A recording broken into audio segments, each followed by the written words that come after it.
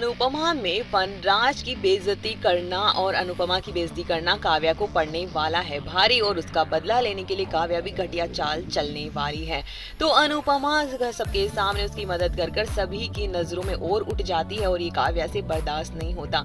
वनराज उसे घर लेकर आता है और अनुपमा की तारीफ वहां पर बा और बाबूजी करते हैं और कहते हैं कि तू हमेशा उसकी कैसे मदद कर देती है। तो बाबूजी कहते हैं हर कोई अनुपमा नहीं बन सकता है और बा भी कहती है कि अभी अकेली नहीं, हम दोनों उसके साथ हैं और अनुपमा बहुत स्ट्रांग है। और घर आते हैं जहाँ पर वनराज को काव्या कहती है कि तुम अच्छा हो, तुम आ गए।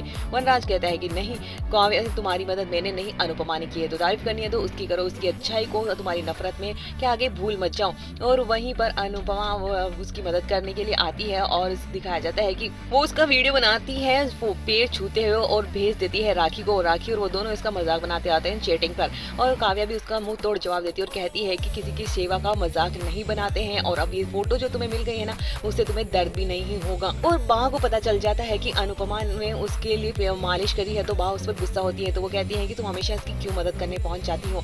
तो कहती है कि तुम्हारी अच्छाई का वो फायदा उठा रही, इतना अच्छा भी मत बनो। तो अनुपमा कहती है कि अच्छाई और बेवकूफी में फर्क होता है, मैं बेवकूफी नहीं करती हूँ, मैं अच्छाई करती हूँ। इंसानों को तो समझना ही चाहिए कि बेवकूफी और कहाँ पर उनकी मदद करनी चाहिए और कहाँ पर नहीं करनी चाहिए। सभी घर वाले शाम को चेस खेल रहे होते हैं, सभी अपने अपना टाइम स्पेंड कर रहे होते हैं एक दूसरे के साथ ने। और यहाँ पर आती है काव्या और उसको वनराज की सबके सामने इंसल्ट कर देती है कि बाबा और बापूजी आप इनको क्यों हमेशा सर पर चढ़ा के रखते हैं, ये छोटी जॉब तो छोटी ही रहेगी, इसको बहुत ही बड़ा गैप इसमें हो गया है। और उसके बाद इतनी बड़ी कंपनी में बाद में इतनी छोटी कंपनी में जॉब करना, कैफे में जॉब करना, इसके बहुत ही नुकसानदायक होंगे। और ये छोटी काम भी छोटे होते हैं और कंपनीज भी छोटी होती है, बाबूजी आप ये समझेंगे नहीं। और ऐसे लोगों को भी छोटा ही कहा जाता है जो छोटे काम करते हैं और लूजर टाइप है ऐसा कुछ। और वनराज की बुरी तरह से बेइज्जती करती है तो समर उठता है और उसको मुंह तोड़ जवाब देता है और कहता है कि तुम जैसे लोग ही उन काम को नहीं, काम का तो पता नहीं लेकिन तुम्हारी सोच बड़ी छोटी है। और कहते किसी को बार बार लूजर कहलाना बहुत ही गंदा लगता है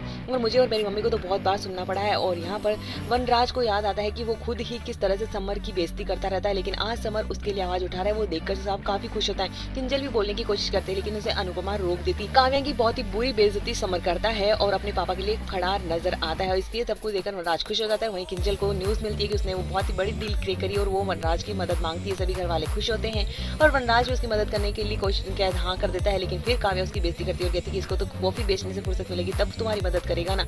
और अब काव्या और किंजल पर दोनों पर ही बहुत बर्डन आने वाला है काम का और इसी बात को लेकर किंजल को भड़काएगी काव्या और ताकि वो अनुपमा से बदला ले सके और उसको नजरों में गिरा सके।